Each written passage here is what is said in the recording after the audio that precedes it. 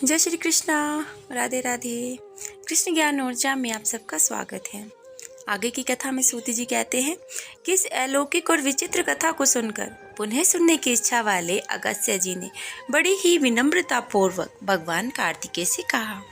अगस्त्य जी बोले कि हे देव सेनापति, हे देव, मैंने विचित्र कथा तो सुन ली, अब आप मुझे देवी भागवत का दूसरा महात्म्य जरूर बताएं।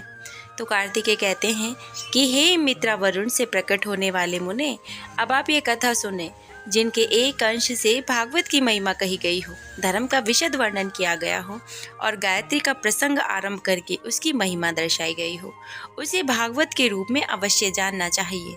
यह पुराण देवी भगवती के महात्म्य से परिपूर्ण होने के कारण देवी भागवत कहा गया है। वे परा भगवती ब्रह्मा, विष्णु और महेश की आराध्या हैं। ऋतवाक नाम से विख्यात एक महान बुद्धि संपन्न मुनि थे।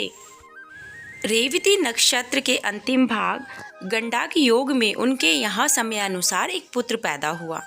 उन्होंने उस पुत्र की जातकर्म आदि क्रियाएं करके तथा चूड़ाकरण और उपनयन इत्यादि संस्कार विधि पूर्वक संपन्न कर दिए। उन्होंने उस पुत्र की महात्मा ऋतवाक के यहाँ वह पुत्र जब उत्पन्न हुआ, उसी समय वे शोक और रोगग्रस्त रहने लगे। क्रोध और लोभ ने उन्हें घेर लिया। उस बालक की माता भी अनेक रोगों से ग्रसित होकर नित्य शोकाकुल और अति दुखित रहने लगी। अब मुनि ऋतवाक अत्यंत दुखी और चिंतित होकर सोचने लगे कि ऐसा क्या कारण है कि मेरे अत्यंत दुर्गति पुत्र उत्पन्न हुआ। तरुणावस्था प्राप्त होने पर उन्होंने उसे मुनि पुत्र की पत्नी का बलपूर्वक हरण कर लिया। वह दुर्बुद्धि अपने माता पिता की शिक्षाओं पर कभी भी ध्यान नहीं देता था और न ही उन पर चलता था। उसके पश्चात अत्यंत दुखित मन वाले ऋतवाक ने यह कहा कि मनुष्यों के लिए पुत्रहीन रह जाना अच्छा है, किंतु कुपुत्र की प्राप्ति कभी भी ठीक नहीं होती। कुपुत्र स्वर्ग में गए हुए पितरों को भी नरक में गिरा देता है और जब तक वह जीवित रहता है तब तक केवल माता पिता को ही कष्ट देता रहता है। अतः माता पिता को कष्ट पहुँचाने वाले पापी कुपुत्र को जन्म लेने पर भी धिक्कार है। ऐसा पुत्र न मित्रों को उपकार कर सकता है, न शत्रुओं पर उपकार कर सकता है। संसार में वे मनुष्य धन्य हैं जिनके घर में परोपरायण तथा माता पिता को सुख देने वाला पुत्र हुआ। कुपुत्र से कुल नष्ट होता है, कुपुत्र से यश नष्ट होता है और कुपुत्र से लौकिक तथा पारलौकिक दोनों जगत में दुख और नारकीय यातनाएं भोगनी पड़ती हैं। कुपुत्र से वंश नष्ट हो जाता है, दुष्ट पत्नी से जीवन नष्ट हो जाता है, विकृत भोजन से दिन व्यर्थ हो जाता है और दुरात मित्र से सुख कहाँ से मिल सकता है भला। तो कार्तिकेय कहते हैं कि हे अगस्त्य जी, अपने दुष्ट पुत्र के दुराचरणों से निरंतर संतप्त रहने वाले ऋषि ऋतवाक किसी दिन गंग ऋषि के पास जाकर के पहुँचे और उनसे वार्तालाप करने लगे। ऋतवाक ने बोला कि हे भगवान, वे ज्योतिष शास्त्र के आचार्य, मैं आपने पुत्र की दुशीलता का कारण पूछना चाहता हूँ। हे प्रभु, कृपा करके आप मुझे उसका कारण बतलाइए। गुरु की निरंतर सेवा करते हुए मैंने विधि पूर्वक वेद अध्ययन किया, ब्रह्मचर्य व्रत पूर्ण करके विधि विधान के साथ विवाह किया। अपनी भार्या के साथ मैंने गृहस्थ धर्म का सदैव यथोचित पालन किया और विधि पूर्वक पंचयज्ञ का अनुष्ठान किया। तो हे विप्र, नर प्राप्ति के भय से बचने के लिए पुत्र प्राप्त करने की कामना से मैंने विधिवत गर्भाधान किया, न कि वासनात्मक सुख प्राप्ति की इच्छा से। तो हे मुनि, दुखदायी माता पिता के प्रति उद्दंड तथा बंधु बांधवों को पीड़ा पहुँचाने वाला यह पुत्र मेरे दोष से अथवा माता के किस दोष के कारण उत्पन्न हुआ है। तब ज्योतिष शास्त्र के ज्ञाता गंगाचार्य ने मुनि ऋतवाक का यह वचन सुनकर के सभी कारणों पर सम्यक रूप से विचार करके कहा। गंगाचार्य ने कहा कि हे मुने, इसमें न तो आपका दोष है, न बालक की माता का दोष है, न कुल का दोष है। ये दोष है रेवती नक्षत्र के अंतिम भाग गंडक तक योग का, जिसमें इस बालक की दुर्वीन नीति का कारण है। तो हे मुने, अशुभ बेला में आपके पुत्र के घर जन्म हुआ, इसी कारण यह आपको दुख दे रहा है।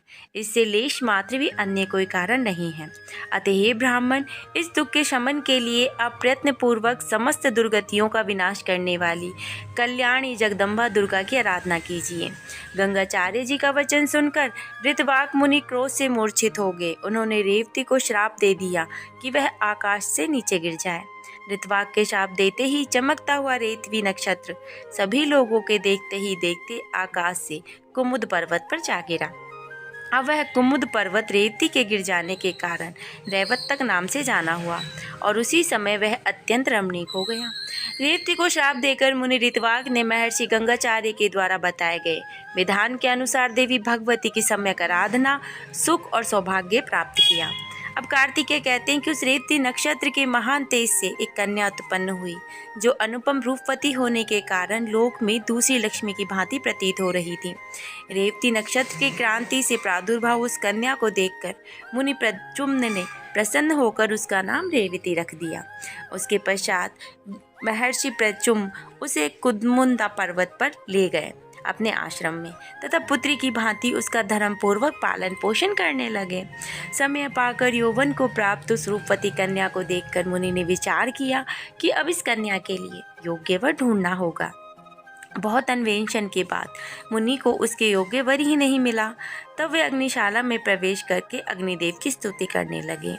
प्रमुच ऋषि के स्तुति गान से प्रसन्न होकर अग्निदेव ने कन्या के योग्य वर का संकेत करते हुए कहा कि हे मुने, इस कन्या का पति धर्मपरायण, बलशाली, वीर, प्रिय भाषण करने वाला अपराज्य राजा दुर्दम होंगे।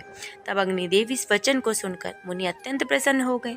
संयोग से उसी समय आखटक के बहाने दुर्दम नामक प्रतिभाशाली राजा मुनि प्रमुच के आश्रम में आ पहुँचे।